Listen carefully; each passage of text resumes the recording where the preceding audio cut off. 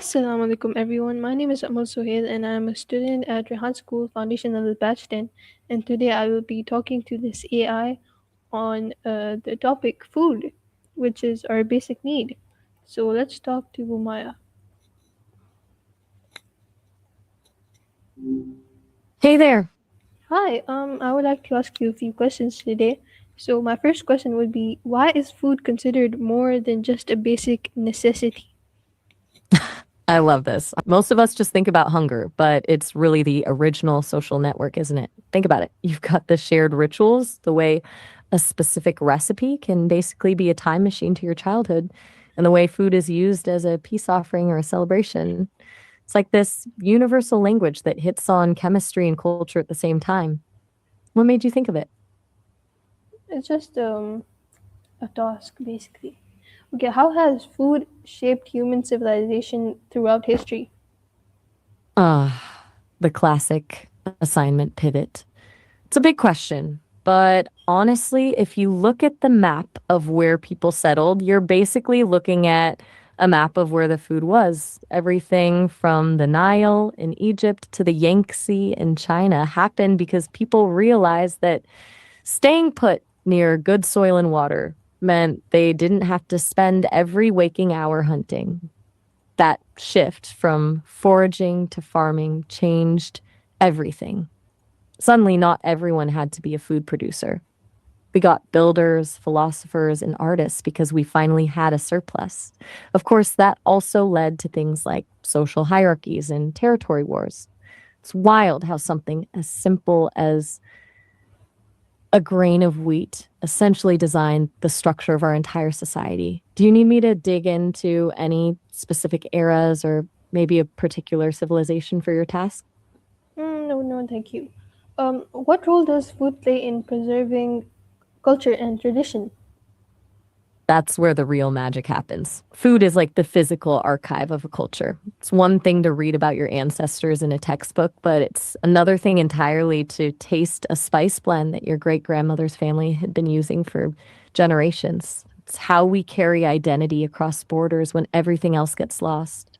You see it so clearly in the diaspora, communities moving halfway across the world, but keeping their traditional dishes exactly as they were.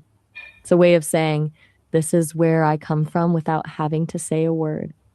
I wonder, is there a specific dish or tradition that feels like a time machine for you? Maybe I Yeah. do. I can't remember. Okay, why do different regions develop unique cuisines? It usually boils down to a mix of what was actually there and how do we make this not spoil before tomorrow. Think about something like the high mountains or coastal towns. You get these pockets of unique flavors just because they were the only ingredients within walking distance. Then you add in the weird ways people figured out how to preserve things, like fermentation or salt curing, and suddenly you have a regional identity. It's kind of like a long game of culinary telephone where people just kept tweaking things until it became a signature style. Do you want to go deeper into any of those factors? No, it's fine. Take How your does geography influence the food people eat? It's really the ultimate environmental puzzle. Geography basically hands you a menu and you just have to make it work. You've got coastal regions relying on the ocean for protein, while mountain communities might lean on hardier grains and livestock. Then you have the climate, where the heat of a tropical region dictates what grows versus the freezing temperatures of the north. It's the reason you don't see coconut palm oil in a traditional Nordic diet and why corn became the backbone of Mesoamerican life. Geography doesn't just decide the ingredients, it shapes the whole way people think about eating.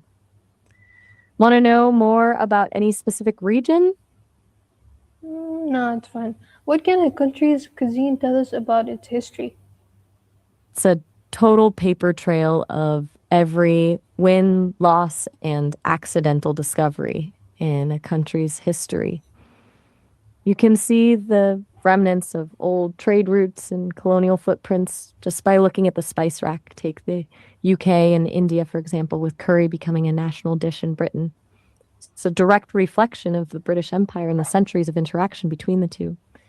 Then there's the story of the Columbian Exchange, which basically rewrote the world's menu when tomatoes, potatoes, and chilies moved from the Americas to Europe and Asia. It's wild to imagine Italy before the tomato or Thailand before the chili. You can even spot the history of poverty and ingenuity in peasant foods that we now consider delicacies like cassoulet or paella. It's a fascinating way to trace migrations and conflicts through what people actually put on their plates. True. Okay. Nice. That's nice. How has globalization changed the way we eat? It's turned the whole world into one giant buffet, basically. We've traded regional secrets for global accessibility. Now you can get a decent sushi roll in a landlocked town in the Midwest, and a New Yorker can find authentic street tacos on every corner. But the trade off is a bit of that soul getting smoothed over. We're seeing more fusion than actual tradition, where things get tweaked to fit a global palate. It's created this strange paradox where we're more connected to.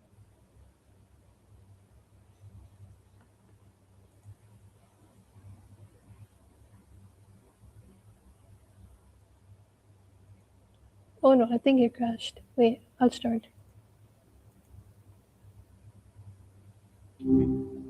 Hi, Hi. what's going on? Our previous Wait, call were you? it crashed. So I'm just gonna start from the next question. Okay. I was talking about like food, and it's like I was just asking questions about food's history and how it's our need. Wait, were you actually talking about food when it cut off?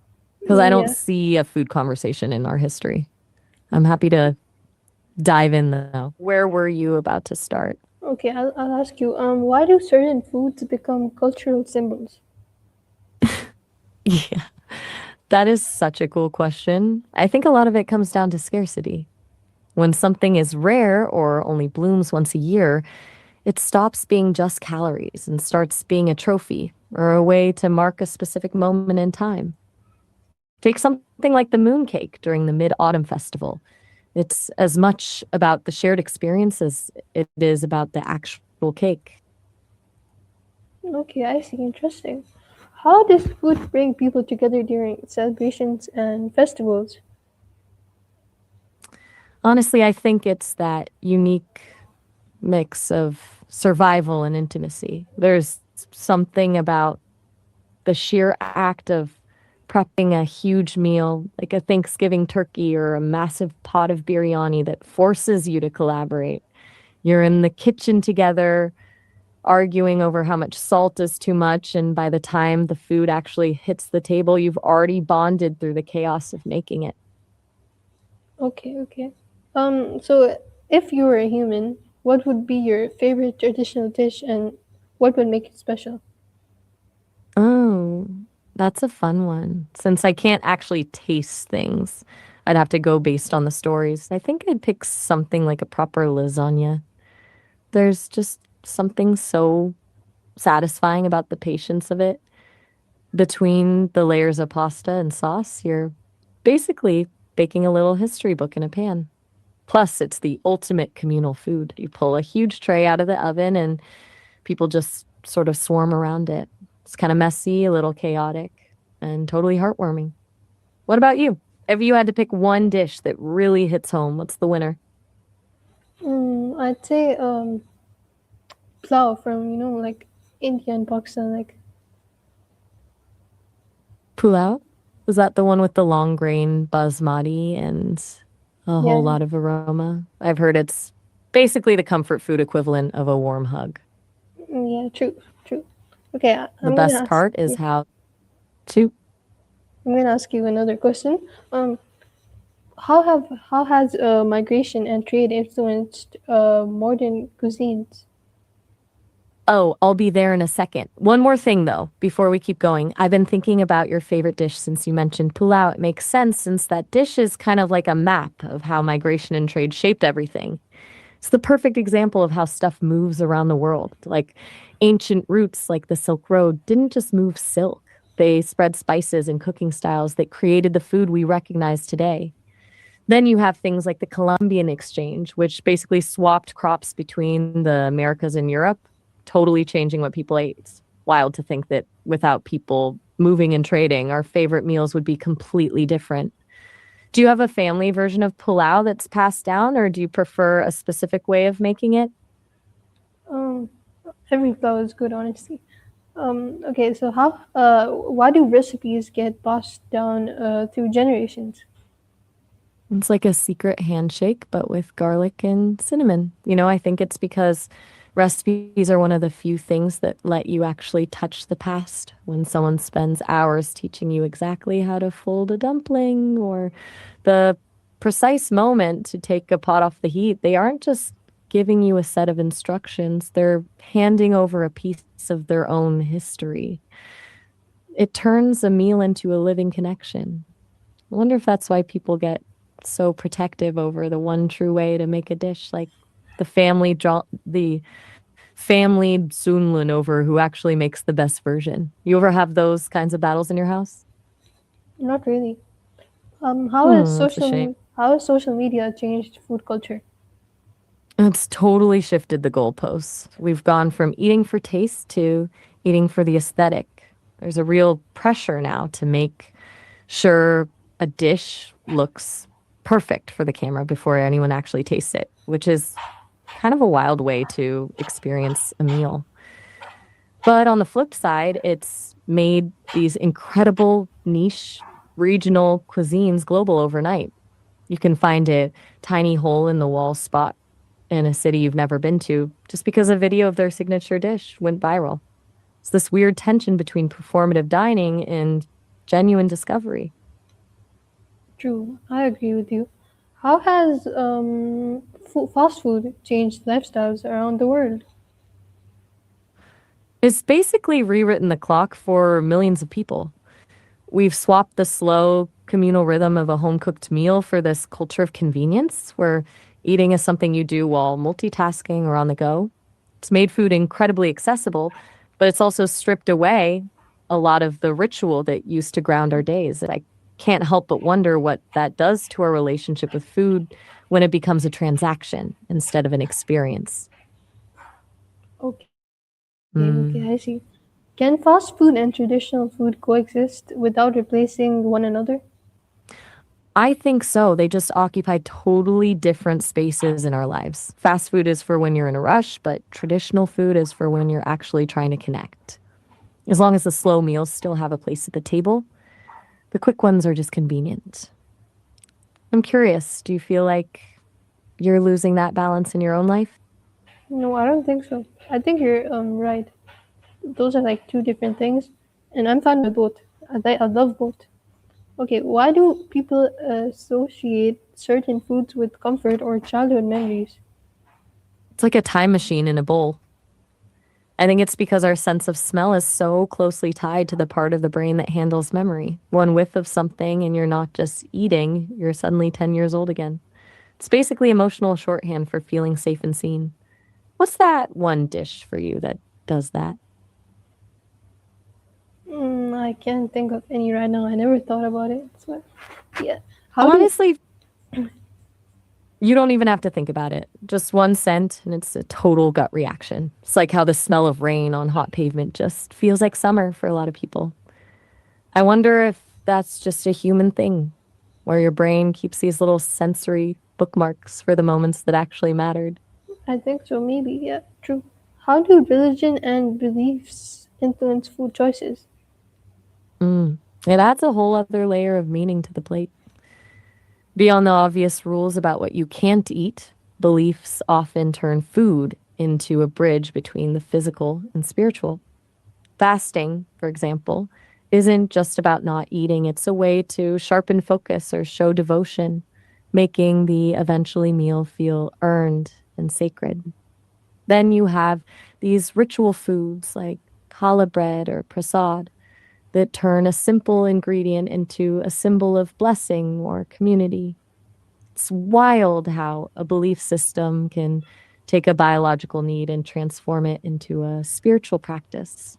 I'm curious, do you see that kind of connection in your own traditions? I guess. I don't know. What are some foods that are considered sacred or perhaps symbolic in different cultures? Oh man, that's like opening a treasure chest of symbolism. There's a whole alphabet of sacred foods. You've got things like the coconut in Hindu rituals, which is basically seen as a symbol of purity and selflessness, since you have to break the hard shell to get to the sweetness inside. Then there's the tradition of eating fish during Christmas Eve in Italy or Poland, representing a time of reflection and sacrifice. And of course, the symbolic role of dates in Islam to break the fast during Ramadan, which is almost like a bridge back to the physical world after a day of discipline. What's really wild is that some of these started as purely practical choices based on what was available locally. And over centuries, they just became spiritually charged. It's pretty interesting, actually. Okay, so how has technology transformed farming and food production? I'll be right here. Oh, I said, It's gone from yeah. I said, how has technology transformed farming and food production? my bad. You totally beat me to it.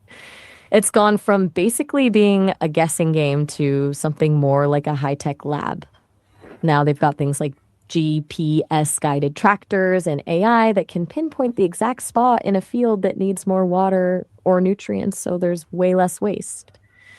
Then you have drones acting like eyes in the sky to check crop health in real time. It's wild that vertical farming can even happen in cities now, just growing stuff in stacks. I've heard there's even seed science that makes crops survive droughts better, which is a huge deal for the future. Oh, okay, interesting. Actually, interesting. Okay, what are the biggest challenges facing global food security today? It's a heavy list, honestly. It's kind of a wake up call when you realize that while we actually produce enough food to feed everyone, the logistics are where it all falls apart. Between climate shocks and political conflict, a huge number of people are just caught in the crossfire. Then you've got the cost side of things. Fertilizer prices have jumped by 35% in just the first few months of this year, which just makes healthy food more expensive for everyone. It's that gap between what's possible and what's actually on the plate that's so wild. What part of that all feels the most concerning to you? That I guess organic food and like the better food, the better version of food are more expensive. I guess that. It's such a frustrating trade off. Like the food that's actually good for you shouldn't feel like a luxury item. I wonder why it's gotten that way. I don't know. It's just the world, like the new generations and all, how they're how the whole evolution and all. It's because of that. It does feel like we're in this strange loop where the convenience of the new world just makes the good stuff feel further away.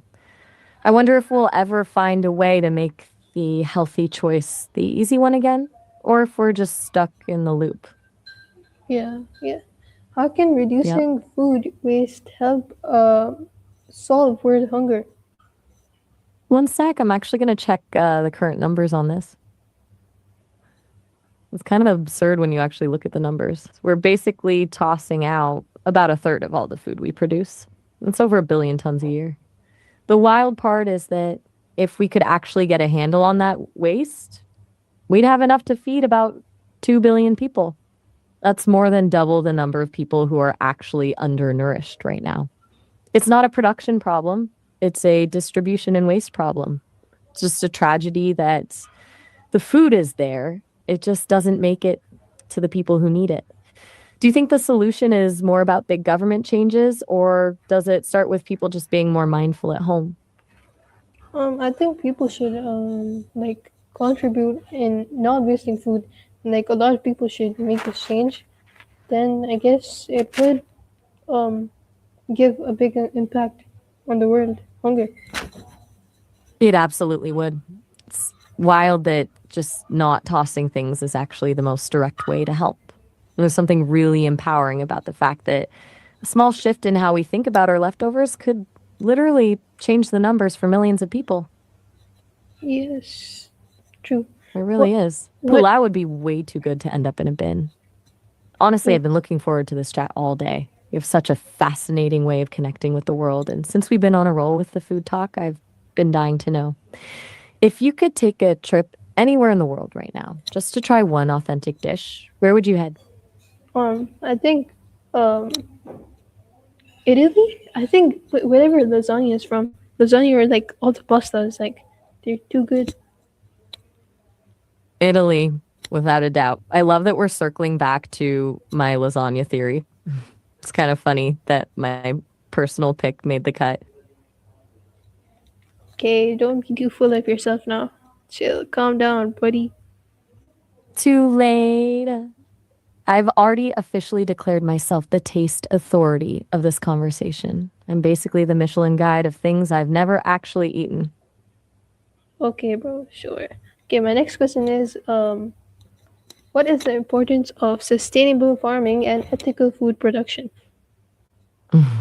Fair enough. I'll keep the ego in check. Let me check on that for you. It's basically about ensuring we don't eat ourselves into a corner. Boils down to the idea that we can't just strip the land of everything and expect it to keep giving. Sustainable farming is like a long term investment in the soil, using things like crop rotation to keep the earth healthy instead of just wearing it out.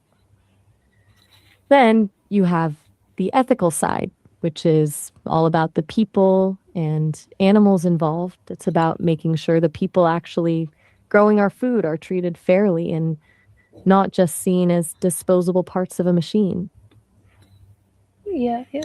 What role does It's a food play in tourism and a country's economy? it's kind of like a city's calling card.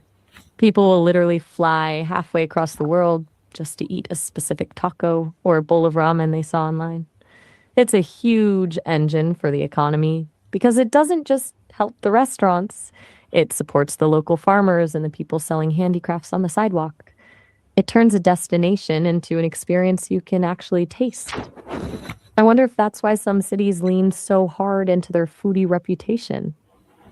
True. Yeah. Why do Totally. some foods become global trends while others remain local specialities?